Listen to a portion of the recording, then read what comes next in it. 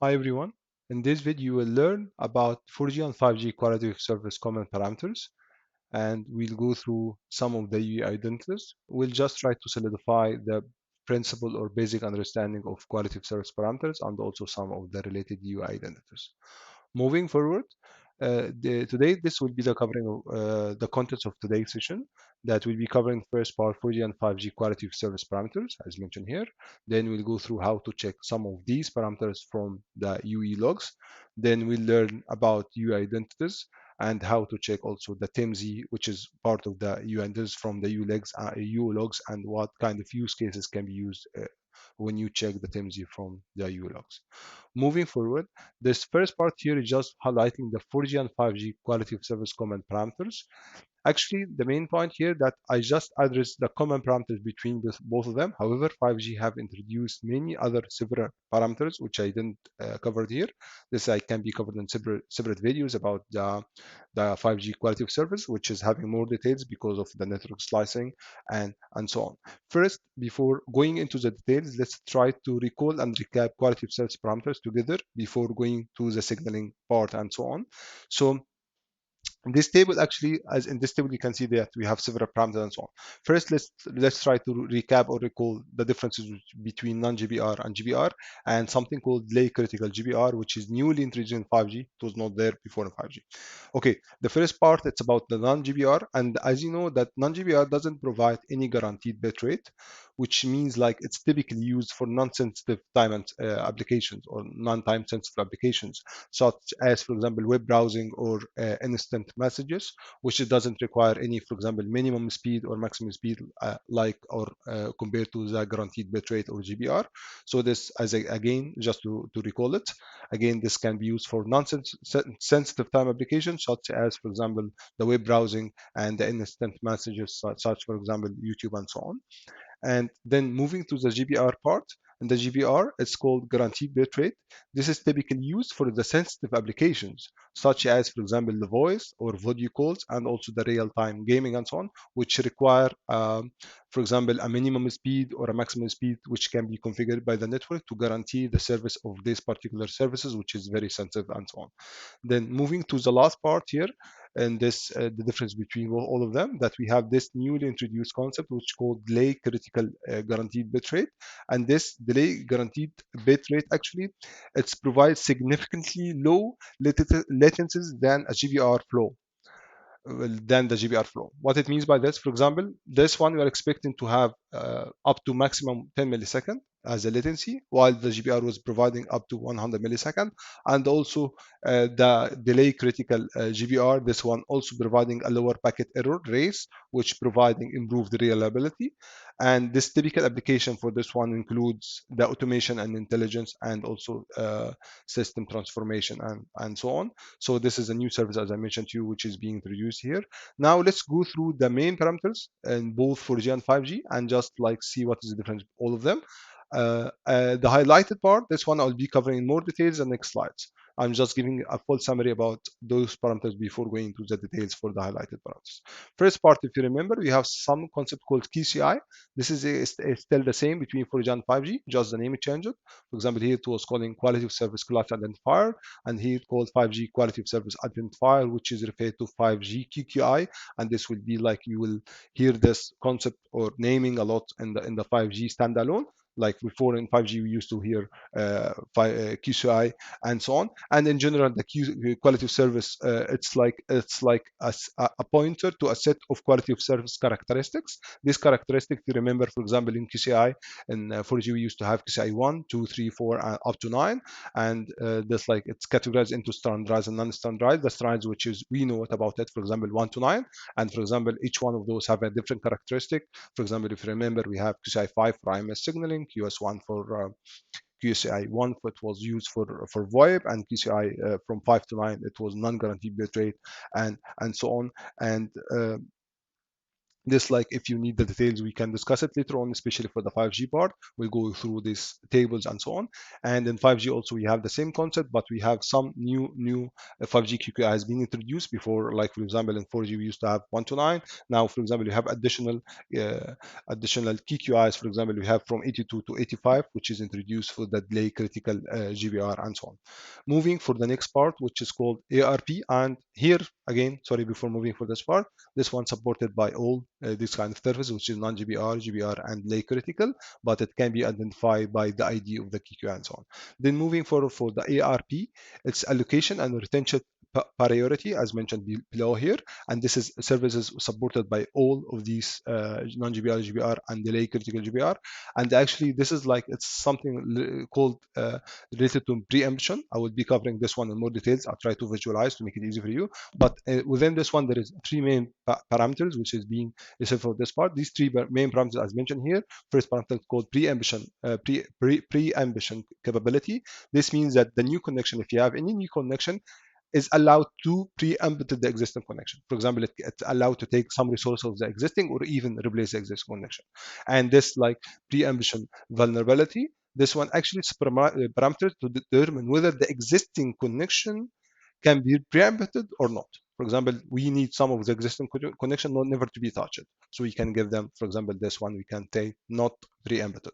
So this can be included. And the last part, it is related to the priority. We have priority from 1 to 15. 15 means there is no priority. And this parameter can be used to identify which of the existing connection is targeted for the preemption and so on. I will be covering more details this part in the next slides, just to make it more clear and just try to visualize to make it more easy.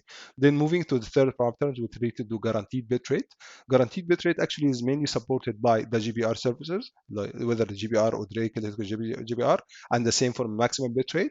And both of them are just like to guarantee bitrate, like you can identify, for example, a minimum bitrate or a maximum bitrate, which, for example, for the second part, the both of them identify the minimum and maximum bitrate. And as I mentioned, it's just used for the guaranteed bitrate. But there is important note to highlight for you that whenever, for example, you have this kind of like requested for any planning activity to start planning for some of this kind of services or guaranteed bitrate or minimum bitrate, you, in this case, you have to ensure that the BTS, this is part of the planning, part of your initial check, the BTS having sufficient air interface resources which can accommodate the minimum requirement for the minimum speed, for example, or maximum speed.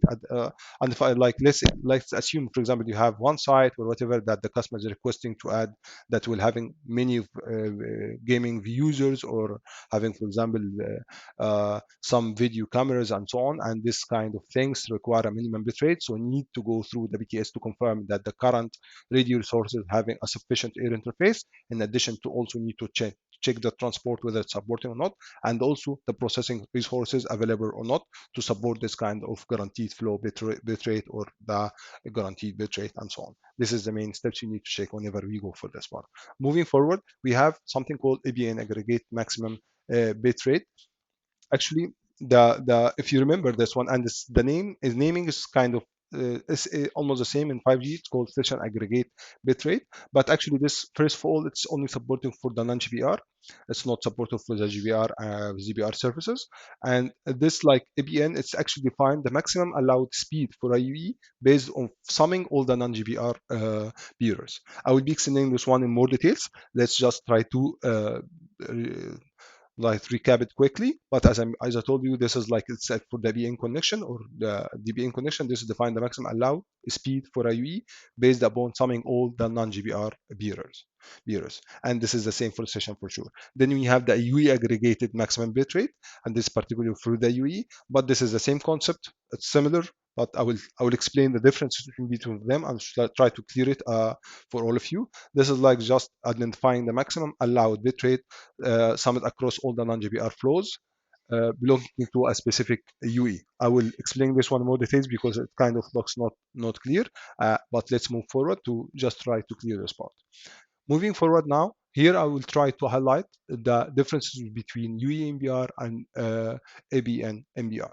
As you can see in this figure, this is just for the quality of service. As you can see here, we have the packet gateway, serving gateway, and inode B and UE. And as you can see here, that the BGW is responsible for enforcing the ABN AMBR. What it means by enforcing the UE AMBR, for example, if you have any connection crossing or want to cross this kind of maximum speed, this will not be allowed by the packet gateway because it's enforcing this kind of settings here. And this settings actually is delivered, the BN is delivered like it's a parameter subscription, is delivered from the HSS to the packet gateway, speaking about the 4G, and the speaking about the 5G is delivered from the UDM to the SMF, then it will be delivered to the UBF and so on. And this is how it's being delivered. Then moving to UEMBR, and again I will be calling the difference between them. UEMBR, it's first of all, it's enforcing the inode B. It's not delivered to the UE, it's just information about the UE inode B. So then inode B knows what kind of maximum UEMBR is allowed. So it can, for example, impact your scheduling. So that it can, for example, let's assume it's 50 megabit per second. This means you cannot be the user cannot be allocated with resources more than 50 millibit per second, megabit per second. And this like it's being allocated by the UDM and 5G standalone or HSS towards the MF and the MME. Then the MME will deliver this information to the BTS, and the BTS will be enforcing or reading this kind of connection and so on. And the main differences between both of them, let's give me a scenario. For example, assume that scenario one, that first of all, let me give you the summary about this part, that the UE can never cross the maximum speed of the minimum of both of them. What it means by this? Assume that you have a scenario one where the BN was configured with 200 megabits per second, while the UE was configured with 50 megabits per second. This means the user cannot cross, will take the minimum of both of them, which is 50 megabits per second, and the vice versa here. I assume that you have ABN with maximum speed 80 megabits per second, while UE MBR is more capable with this part that configured with higher value. Still, this one will be limited to 80 megabits per second because the UE, first of all, this is his maximum speed, which is the APN.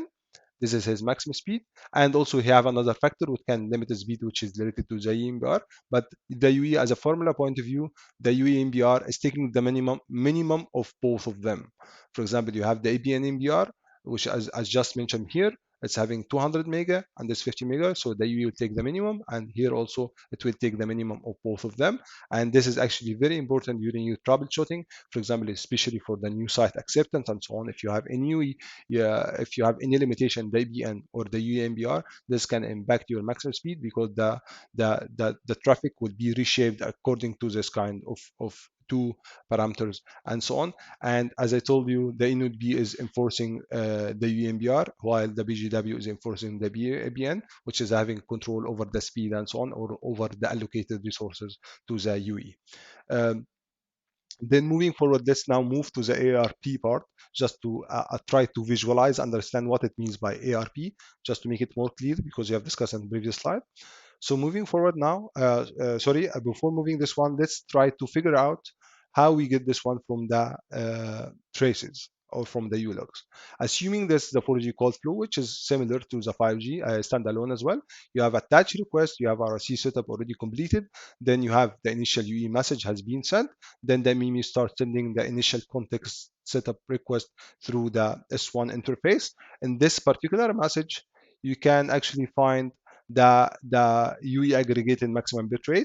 So if you want to know what is the UE aggregated maximum bitrate, which is sent from the MIME as explained in the previous slide to the 4G BTS, in this case, here you can find within this information, if you need to make a troubleshooting, you need to go and check this particular message. As you can see here, it's here equal to gigabit per second. And for the ABN MBR, you can find this without the attach accept message, which is here, for example, mentioned as 3 gigabit per second. And again, here, if you remember the previous slide, here the maximum speed will be limited to gigabit per second, which is the minimum of both connections. And the same for the EPN. Actually, you can find it not only in attach accept, you can find it also in activate default peer in 4G or in the BDU establishment, session establishment. You have here the request of both of them can include also the EPN as well, and also the attach accept. both of these messages can cover this part. And the signaling flow is almost the same between 4G and 5G standalone. However, the attach is being replaced by the registration accept and request and accept, while the activate default beer is replaced by the BDU session establishment, and this is NS message. Now let's move to the ARP part, which is allocation retention priority. If you remember, I told you that this is called preemptive, right? What it means by preemptive. Assuming now you have two devices in the network, okay, device A is already allocated with resources, which is occupying this particular slot resources, and this is the blue one, is the resource which is being occupied by resource. Assume now that there is a new device, which is device B, is coming to now is allocated, and this is like critical less days GBR or critical delay device, which is required like to having a very a very like I'll say very low latency and so on. So let's assume that you have available resources here. So in this case, if you have available resources and this one meeting these resources are meeting the requirements of device B, in this case there is no preempting will be required from the to take from the device A. However, if you have a network congestion and the network is very congested, and now this one is having preempting indications and having high priority for the preempting, then in this case the device B will start taking resources from device A. It's even can replace the complete connection if required. But in this case, as you can see here, this one is kind of replacing or taking the resources. And this is what it calls by allocation retention priority, or what it calls by in general by preempting or preemption. And this is controlled by the allocation retention priority within the quality of service and so on. And this is the main idea, just to try to figure out what is mean by preemptive and also how it's being controlled by the quality of service and so on. Moving forward now, let's move to learn about the UI identities and 4G GUTI versus the 5G GUTI. This is just a theoretical information. Usually, actually, we are not using that much in our data analysis, especially for the GUTI part. But just try to understand that. First of all, this is referred to as mentioned below here, globally unique temporary identifier, and this is just used to replace the MZ. The MZ is usually just used, and GUTI is used instead of the MZ. Usually, as you know, just using the first time during the first attach, and after that all the communication will be done through the GUTI, and this is just for security purpose, which is like to privacy and security, just to give some privacy for this particular user and just to secure the data for this particular user.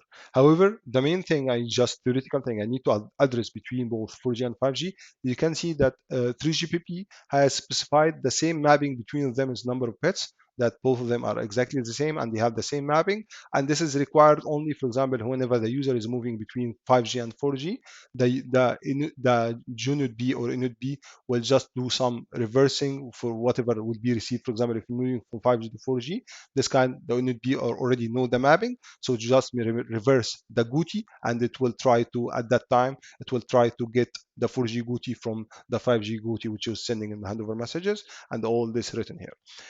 This, as I told you, just theoretical information. It's not, we are not using that much, but just try to understand it more. But what we are going to address next is about the TMSI and or the 5G TMSI, and what kind of use cases is important for us and what can help us in our daily work and so on. So moving forward for the STMZ, first of all, what is the difference between 4G STMZ and 5G STMZ, and what means by STMZ? STMZ, as mentioned here, is related to SAE, temporary mobile subscriber identity. SAE is just related to system architecture evolution, and in 4G, it was consisting or including two parts, which is the MME code plus the MTMZ, MME temporary mobile subscriber identity, and so on. And the same in 5G STMZ, but now it's kind of MME is replaced by the MF. It's covered in two parts: MF set identity, MF pointer, and you have the 5G TMZ. And actually, this part it's just used as identity for the UE. The UE like temporary identity for the US, and also shortened version of the GUTI. This is like because the GUTI having higher signaling as showing in the previous slide, so this like decreasing kind of reducing the overhead. That's why they are more relying on the 4G TMZ and 5G STMZ and so on. And actually, this one can be included in the RRC setup request or initial UE, and usually mainly in the initial UE message. And also the user can be in the paging can be addressed by their STMZ and so on, and the paging messages and so on. And this is the exactly same concept in 5G. But the question here, what is the use cases? I need to understand this, and how why I need to understand how to read this kind of information, how to get it from logs and so on. Let's first, for me, explain to you how to get it from the signaling point of view. Then I will tell you what is the use cases which can be used for this particular case. Initially, for the RSC connection set of request, it's not really covering the STMG or STMG most of the time. As you can see, for example, in this particular message here, we have something called random value. This random value can be replaced by the STMG if the UE is already registered in the tracking area, which is belonging to current cell. But usually it's not that really. It's not. I rarely, when I found this, I even don't remember or recall that I find the STMG there. But in some particular cases, you can find it within the RSC connection request.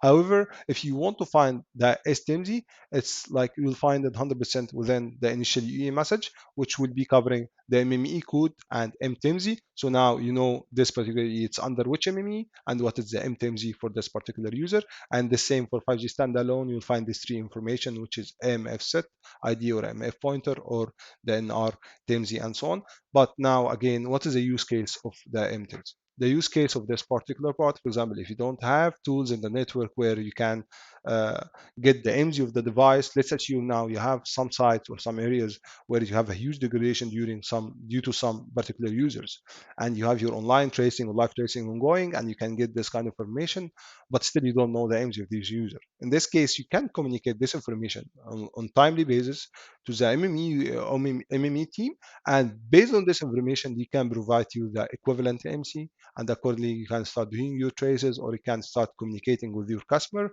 just to figure out what is the main issue in the network and so on, or in the device and so on. So this is actually, we are done for today.